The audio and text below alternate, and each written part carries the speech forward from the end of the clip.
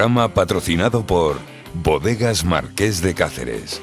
De la cepa a la copa.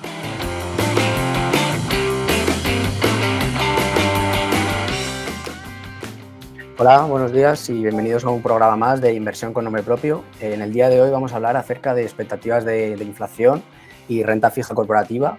Y para ello contamos con el placer de contar, por un lado, con Antonio González, que trabaja en la gestora AXA. ¿Qué tal, Antonio? Hola, buenos días, Javier. Un placer estar con vosotros. Y también contamos con Jaime De Gea, que trabaja en la gestora de Invesco. ¿Qué tal, Jaime?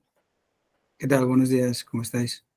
Placer. Bueno, y entrando un poco ya en materia, la primera pregunta para Antonio. La inflación podemos decir que ha sido el dato más seguido durante todo el año 2022 y tras las fuertes subidas de tipos de interés por parte de los principales bancos centrales, parece ser que haya podido llegar a su techo. Y en este sentido, ¿qué expectativas de inflación tienes para este año 2023? Pues efectivamente desde AXA Investment Managers pensamos que la inflación ya ha tocado techo. Es decir, si nos fijamos en los últimos datos de los últimos meses de inflación, vemos cómo entramos en un régimen de desinflación, es decir, que esta se está acelerando y que se va a acelerar aún más, lo cual no quiere decir que entremos en deflación o inflación negativa, ni mucho menos. Y bueno, algo interesante comentar es que pensamos ahora mismo que los mercados están siendo demasiado complacientes con lo que van a ser las cifras futuras de inflación. Si nos fijamos, por ejemplo, en los swaps de inflación o en los break-evens, que no es más que la inflación esperada que está dentro del precio de los bonos ligados a la inflación, vemos que pueden llegar incluso al 2%, lo cual pensamos que es bastante improbable. Es decir, creemos que pasar del 10 de donde venimos al 4, 3,5% puede ser relativamente fácil y rápido, pero de ahí a llegar al 2, 2,5, que serían los objetivos de los bancos centrales, puede ser algo más complicado. Es decir, creemos que siguen existiendo bastantes riesgos al alza de la inflación. En el corto plazo, por ejemplo, podemos fijar en la reapertura de China tras la política del COVID-0, que esto puede suponer una demanda global mayor de productos energéticos, lo cual puede producir que aumenten los precios. Por otro lado, podemos ver los efectos de segunda ronda, ¿no?, que se están viendo ya en Estados Unidos y contra lo que está luchando la Reserva Federal, que realmente, bueno, pues puede haber una inflación de salarios y que veremos qué pasa en Europa, pero es un riesgo que está ahí y que hay que tener en cuenta. Además, como estamos viendo, por ejemplo, en España, vemos que los gobiernos están precisamente luchando contra esa inflación de la energía y lo que están haciendo es básicamente intervenir los mercados. Entonces, en el momento en el que estas medidas paren o que los gobiernos dejen de intervenir los mercados, habrá un punto en el que la oferta y la demanda tendrán que volver a reequilibrarse y esto puede producir un pico de inflación, ¿no?, en el momento en el que los gobiernos terminen este tipo de medidas. Ya más a medio plazo podemos ver algo bueno, que se escucha últimamente mucho, que es la desglobalización. Es decir, en el futuro todo lo que tiene que ver con la manufactura va a ser menos importante o va a pesar menos en lo que es la economía global, pero es que además estamos viendo cómo muchas compañías están relocalizando todo lo que es las cadenas de suministro o están pensando en relocalizar las cadenas de suministro. Esto puede provocar también tensiones inflacionistas importantes a medio plazo. Y por último, algo importante también es todo lo que tiene que ver con la transición verde.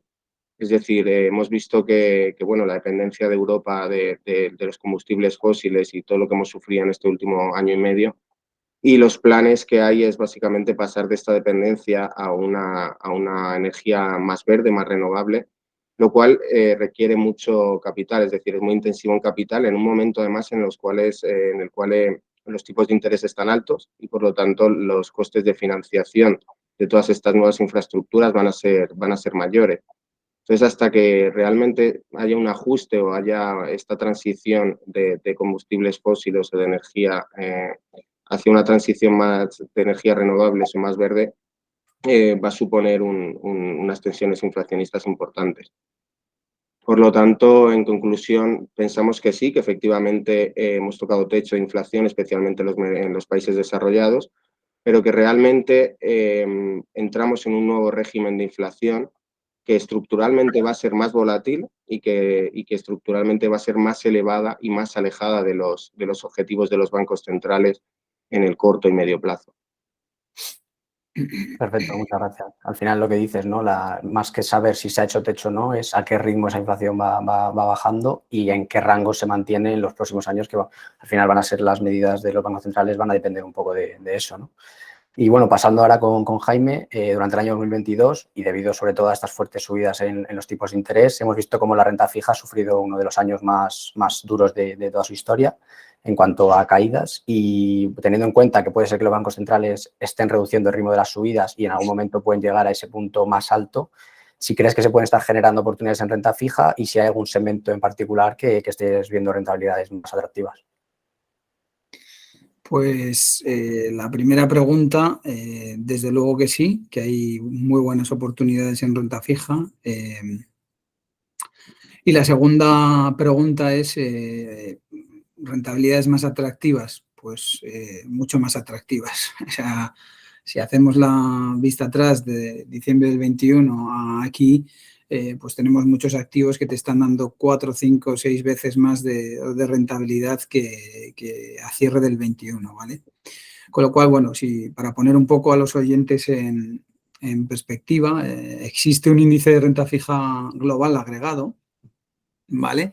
Que se compone de tipos de interés y de deuda corporativa.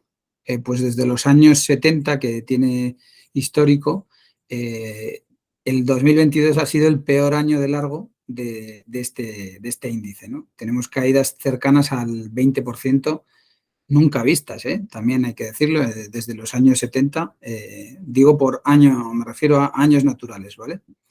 Entonces, si desglosamos también por tipología de renta fija, por tipología de deuda, las caídas también han sido pues generalizadas en todos los activos de renta fija. Es decir, que ha habido una correlación también muy positiva entre los distintos activos de renta fija. A pesar de ello, pues de ser un año desastroso, creemos que hay muy buenas oportunidades. Creemos que este ajuste, este entorno de ajuste, esta fase de correctiva era necesaria para el universo de renta fija, porque veníamos de una burbuja en renta fija, pues los últimos 30 años la renta fija lo ha hecho bien, ¿no? Aparte, la última década, pues con los bancos centrales comprando todo tipo de papel, pues se ha perdido también el riesgo idiosincrático, ¿no? De invertir en un bono o en otro, con lo cual pues creemos que era necesario ese ajuste, ¿no? Además, yo diría que la parte bueno, ya he hablado un poco de la correlación, ¿no? Pero ha sido un año muy de correlaciones muy positivas entre los activos de riesgo, ¿no? Y hemos visto esas caídas muy fuertes en renta fija. Las valoraciones en general de casi todos los activos te están descontando, ya no solo defensivos, sino también activos de mayor riesgo, pues te están descontando una recesión clara en Estados Unidos y en Europa. Ya no sabemos si será pues muy fuerte, más suave, pero desde luego sí que viene una recesión, y aparte que eso es lo que está buscando también los bancos centrales, ¿no? Desacelerar esa demanda para que bajen los precios y de alguna forma pues eso se determina en menores crecimientos. Con lo cual, bueno, pues esa transición va a ser de una fase de ciclo de desaceleración hacia contracción, recesión, eso es lo que creemos, y eso va a dar mayor divergencia y descorrelación, que es lo que no vimos el año pasado, pues con distintas clases de activos. Y entonces aquí creemos que hay que favorecer los activos de mayor calidad, como pueden ser pues, activos como bonos de gobierno y, por ejemplo, la parte de investment grade de mayor calidad, ¿no? Sí, por aclarar un poco más esta parte en la que quizás somos más positivos, al final creemos que de alguna forma las subidas de tipos de interés de los bancos centrales parece que están descontadas. Quizás la segunda parte del año que viene los bancos tendrán un tono más dovish, menos hawkish, ¿vale? Y de ahí a partir de ahí pues ya tendrán un tono más neutral. Quizás no creo que sea un año no creemos que sea un año de reducción de tipos, pero quizás el año que viene ya sí podemos empezar a ver las primeras bajadas de tipos de interés. Luego otra cosa muy, muy importante es los tipos reales, ¿vale? Los tipos reales, yo no sé si lo ha mencionado Antonio, ¿no? me acuerdo, pero los tipos reales creemos que es algo muy importante, ¿no? Hemos pasado de tipos reales en negativo en su máxima expresión y esto se ha traducido en que los activos más ligados a larga duración, es decir, bonos y sectores más growth en renta variable, pues estén en sus valoraciones, en sus cotizaciones más altas, ¿no? De nunca vistas. Con lo cual, tipos reales pasando a tipos reales de negativo a positivo, pues creemos que es importante también es un punto importante para la renta fija, ¿no? Desde un punto de vista de las valoraciones. Luego, el tema de la yield, ¿no? Del income, pues es algo muy interesante que antes no teníamos. Antes no teníamos cupón, antes no teníamos colchón o amortiguador en caso de una caída en el capital, pues y esa caída del capital se venía compensada con ese income, con ese carry, con ese cupón, ¿no? Por así decirlo. Y ahora viene pues otra vez ese momento de poder obtener rentabilidad y cupón y generar carteras en el largo plazo que te estén dando una rentabilidad constante y consistente, ¿no? y atractiva. Consideramos también pues, que es un año de ir asumiendo algo de duración por ese carry que está recompensado. Las valoraciones a nivel mundial en el crédito han mejorado en el último trimestre, pero todavía hay que ser cautos, ¿eh? Hay que ser cautos en cuanto a, pues por ejemplo, en cuanto a esa parte de investment grade, también ser prudentes porque creemos que pues, va a venir una contracción, una recesión económica, ¿vale? Y de alguna manera, pues eso va a afectar a la calificación crediticia de muchos emisores, con lo cual, bueno, pues hay que ser cautos todavía ahí.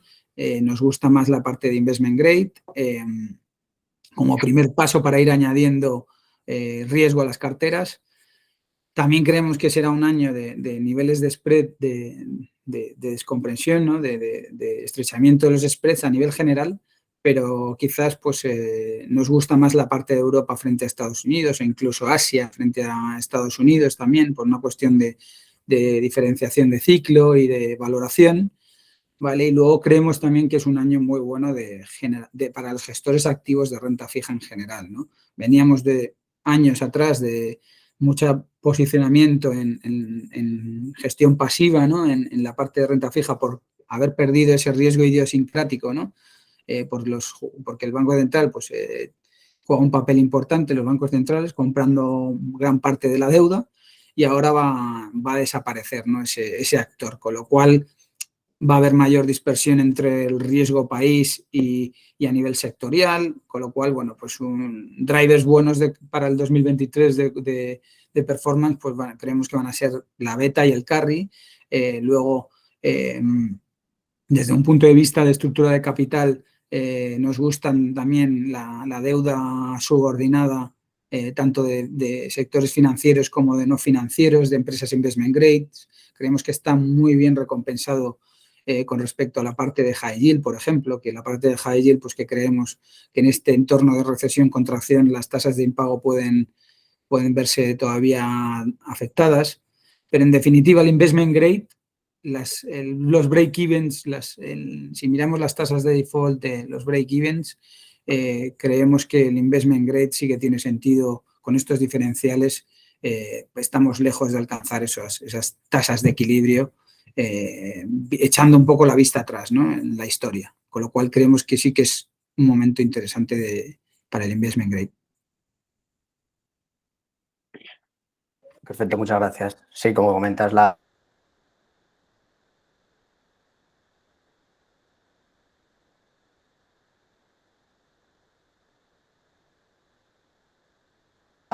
tanto la economía estadounidense como la europea pueda entrar en un periodo de recesión, bien sea leve o bien sea más profundo. Y es en relación entre la renta fija investment grade y la renta fija high yield, si crees que las primas de estos bonos de alto riesgo se han tensionado lo suficiente como para considerar una oportunidad, o si tienes más la visión de Jaime de que el investment grade pueda ser una mejor oportunidad. Pues mira, coincido con Jaime en que estamos más positivos en toda la parte, es decir, en los segmentos de mayor calidad, como comentabas con el tema de las TIRs reales que por fin están en positivo, sobre todo en Estados Unidos, lo cual puede ser muy buena oportunidad para los bonos ligados a la inflación, por ejemplo, o incluso en toda la parte de investment grade estamos más positivos, lo cual no quiere decir que estemos negativos en high yield. Es decir, en high yield pensamos que a medio plazo sí que hay oportunidades interesantes. Es decir, es cierto que desde el suelo de mercado que vimos finales de octubre, principios de noviembre, ha habido un rally en todo lo que es la renta fija y los spreads se han comprimido, sobre todo en el high yield ha habido una compresión de spreads. Entonces, en un entorno potencialmente recesivo, es cierto que los spreads se pueden volver a ampliar, pero que no creemos que vaya a ser de una forma significativa. Es decir, si nos fijamos en los niveles totales de yields, aparte del tema de los spreads, vemos que bueno, en Europa están en el torno al 7%, en el mercado de high yield, en Estados Unidos alrededor del 8%. Esto quiere decir que vemos que son yields muy atractivas a medio plazo. Si hacemos un análisis de escenarios, podemos ver que en el tramo de 0 a 5 años el mercado y los bonos pueden absorber hasta 100 puntos de aumento de los diferenciales por la parte de crédito, y hasta otros 100 puntos básicos en la parte de duración o de movimiento de curva, sin llegar a dar rentabilidades totales negativas. Con lo cual todavía existe colchón para que den rentabilidades totales positivas en el corto y medio plazo. Además, los fundamentales de las compañías siguen siendo bastante fuertes, tanto en Europa como en Estados Unidos. Los ratios de apalancamiento son muy saludables y las ratios de impagos todavía siguen muy bajos. Es decir, que se pueden aumentar, pero realmente no pensamos que vaya a ser de una forma alarmante, ¿no?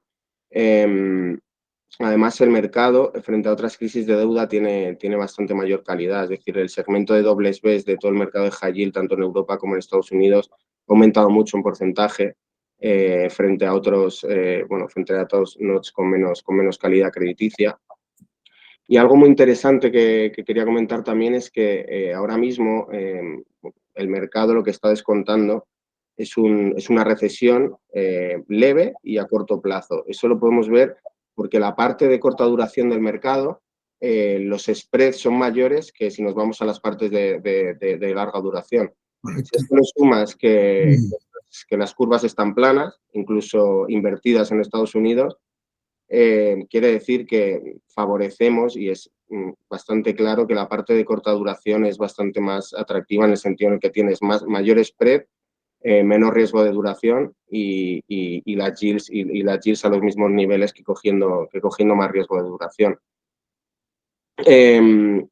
Por lo tanto, además, bueno, si tienes en cuenta también la visibilidad de crédito que tienes sobre las compañías con un bono que va a vencer dentro de 2 años, la visibilidad de que no te vaya a hacer un impago es muchísimo mayor a un bono que vence dentro de 8 años.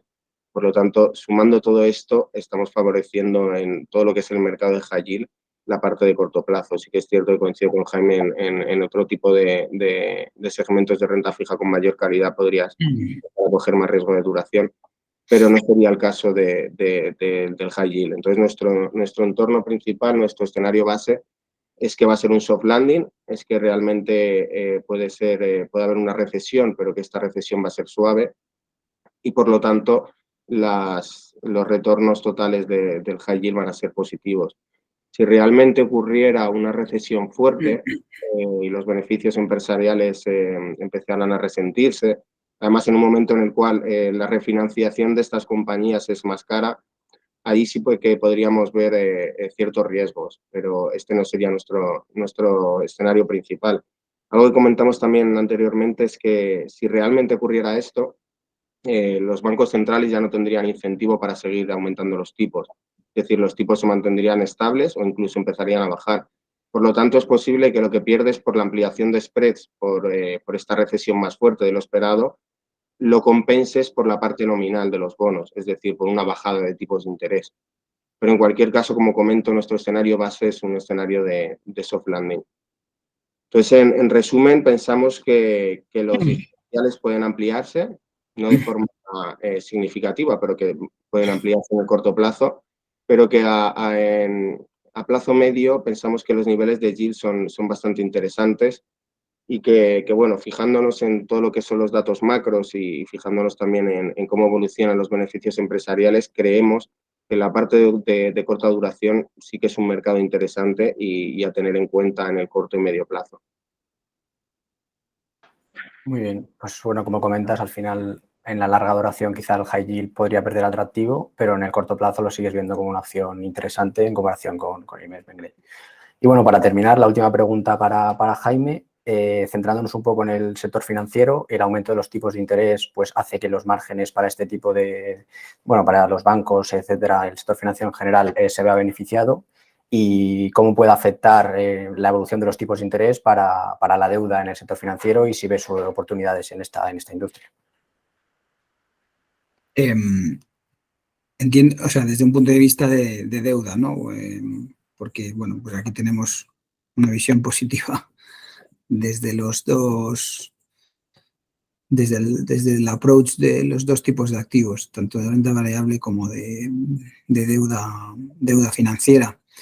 A ver, los bancos, principalmente los bancos europeos en general, pues creo que hemos visto que han hecho los deberes durante la última década, ¿no? Desde la crisis financiera global, pues los bancos se están capitalizando, han mejorado los famosos ratios de core capital, muy por encima del doble dígito en muchos casos, han bajado su apalancamiento financiero fuertemente. En general tienen balances muchos más saneados y financieramente más sólidos, ¿no?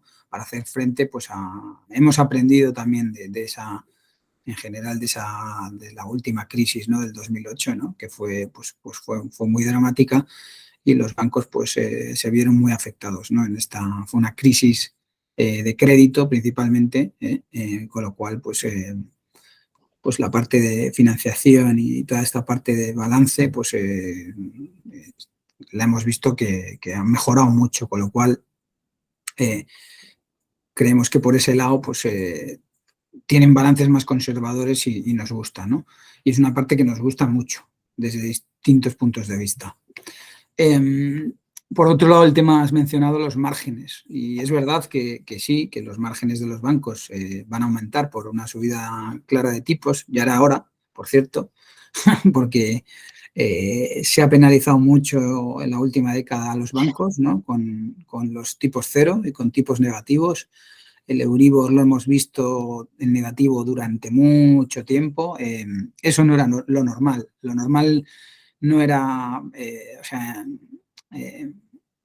que en tu financiación pues no tengas de tu hipoteca, pues no tengas ese tipo de interés metido no tengas un interés por pedir prestado dinero para pagar para pagar tu casa o para cualquier tipo de financiación, ¿no? El dinero gratis no era una buena opción, ¿vale? Con lo cual es un entorno bueno por ese lado, pero también es, por otro lado, unos tipos muy altos, ¿no?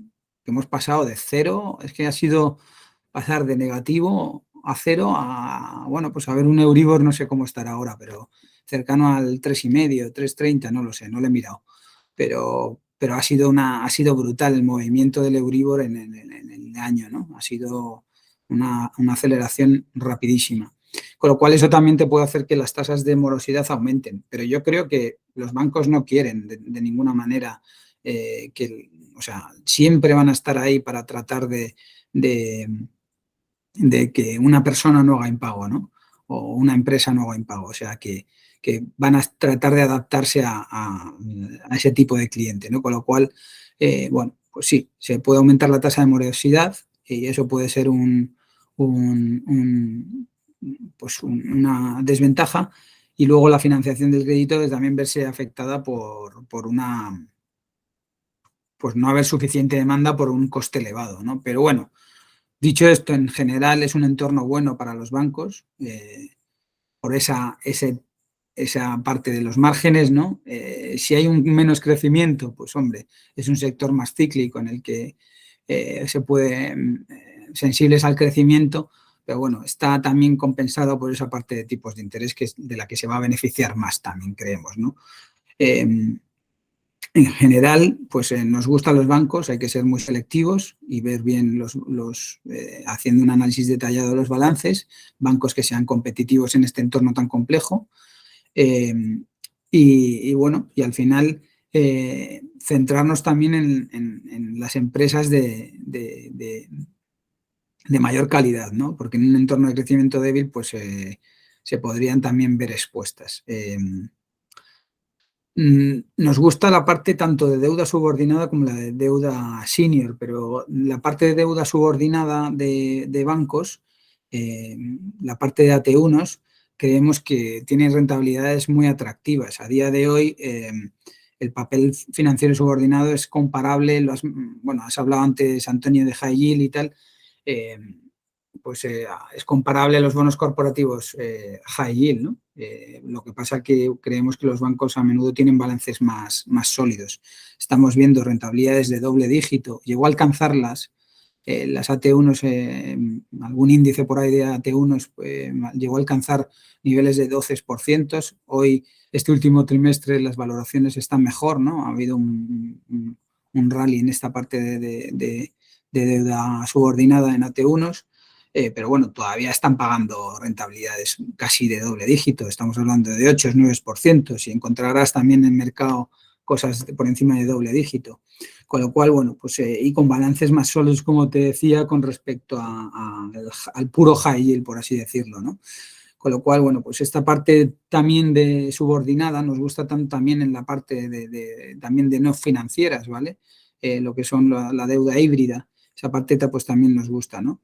Y luego aquí también creo que es importante mencionar en el tema de las subordinadas, que yo creo que se ha puesto también muchas veces en cuestión, y es el tema de la deuda AT1. Bueno, pues este año hemos tenido varios emisores que han hecho call y que han amortizado esa deuda, y todos han ido a la call, ¿no? Entonces, creemos que eso es importante, ¿no? Desde un punto de vista en el que ha habido un entorno de tipos desfavorable para ellos, pues amortizar esa deuda y refinanciar esos bonos a tipos más altos, pues oye, demuestra que ese riesgo reputacional que muchas veces se tiene por el tema del no ir a la primera call, pues desaparece, ¿no? Un poco, ¿no? Y en un entorno desfavorable. Además, son los bancos también. 2022 fue un año malísimo de emisiones, emisiones netas de renta fija, muy bajo. Yo creo que de los años más bajos en la última década. Este año ha comenzado el año muy, muy fuerte, bueno, ya estáis viendo cosas con suscripciones, con demandas sobresuscritas en muchas emisiones de bonos, y los bancos han empezado fuerte, y probablemente les sigan las empresas, ¿no? Con lo cual, bueno, pues es un entorno favorable en general para el crédito, para la renta fija, ¿no? Y bueno, pues esa parte ya os digo, tenemos, si nos fijamos en AT1, estamos hablando de que tenemos tires brutas de 9%, 8%, con un diferencial de spread del doble prácticamente con respecto al 2021, ¿no? Y los bancos han estado haciendo sus deberes. Luego la deuda senior también nos gusta, en muchos casos también, porque al final ves rentabilidades atractivas con riesgos de crédito pues relativamente bajos, con lo cual, pues bueno, esa parte también nos gusta. Y luego la parte de deuda híbrida no financiera, pues nos gustan los sectores de utilities, sectores de telecomunicaciones, el sector energético también. No nos gusta nada la parte de rates, ¿vale? En inmobiliario. Y bueno, pues esto es un poco más o menos lo que más o menos vemos en la parte de financiera, ¿no? De deuda. Perfecto, muchas gracias. Bueno, lo que sí que da la sensación, por lo que comentáis los dos, es que estamos entrando en una nueva normalidad donde los tipos reales negativos no van a ser la tónica dominante, y puede ser que la renta fija empiece a dar, bueno, y ya está dando oportunidades muy interesantes. Así que, bueno, muchas gracias a los dos, y esto ha sido todo. Hasta la próxima. Muchas gracias. Gracias, muchas gracias. Un abrazo, hasta luego.